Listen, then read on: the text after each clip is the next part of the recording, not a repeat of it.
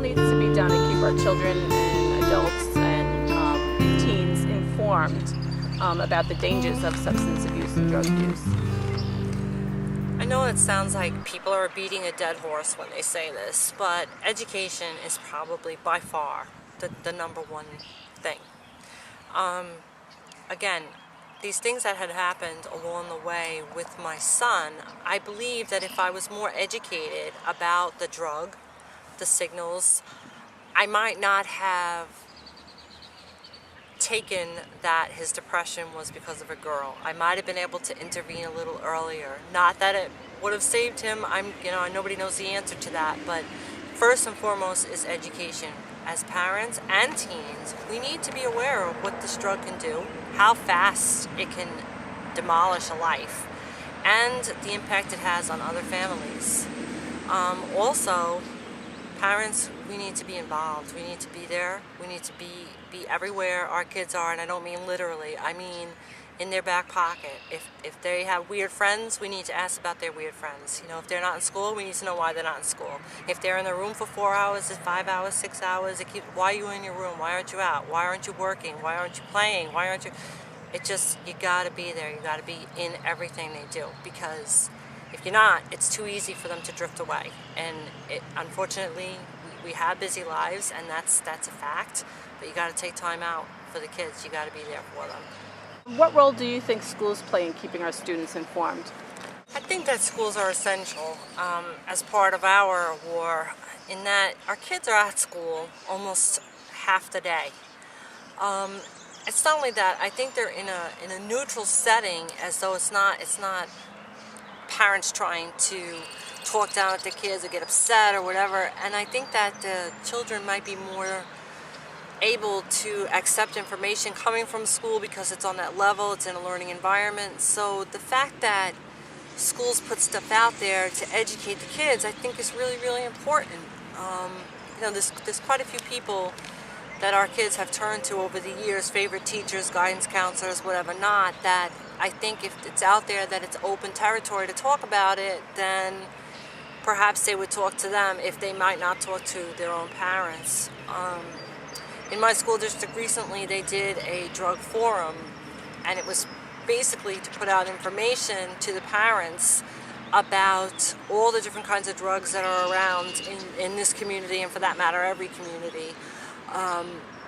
And I actually spoke a little bit at that forum, and there were other people there as well that I think could really relate to the crowd, because the information that was presented was somewhat shocking, but yet really informative at the same time. And I think it was a learning experience for all the parents.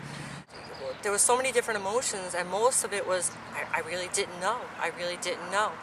And even having gone through what I had gone through with my son, you would think that I knew a lot about OxyContin, and that may be true, but I didn't know a lot about all the rest of the stuff. So even myself attending that forum was absolutely terrific. I got enlightened about so many things, and unfortunately, our kids and the culture and the drug pushers and the drug dealers get smarter every day. So they know all the things we're doing, and they're trying to outsmart us, because to them it's just a business.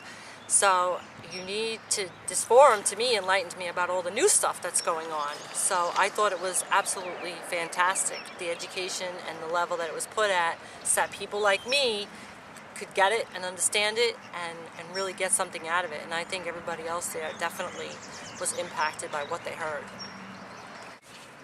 I believe in that forum they gave some statistics, right, on the number of children that are using drugs more frequently than ever before, and that then the potency of the drugs are more potent than they've been in years. They did give that information, and that, to me alone, as somebody sitting there watching, it was staggering. I think the speaker had mentioned about how we're so accepting of just marijuana use because it's just pot, and yet the information that was given on marijuana alone was shocking.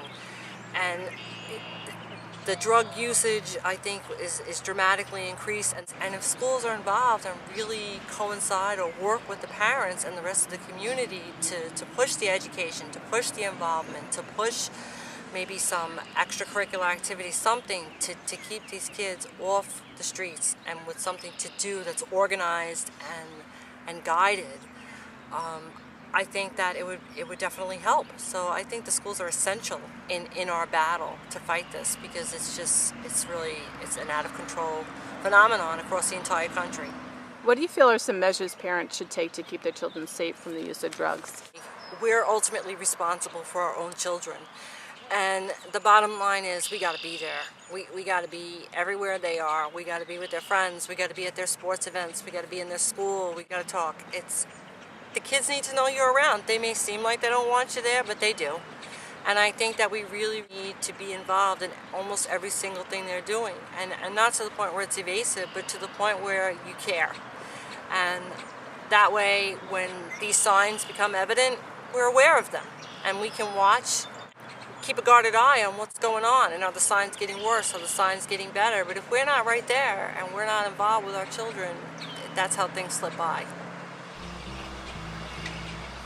Thanks a lot for letting me speak, and I hope that, if for nothing else, that one person, one kid, somebody out there can just for 1 minute stop and think about what they're doing and what they're about to do. Then everything that happened and everything that I've said here has purpose.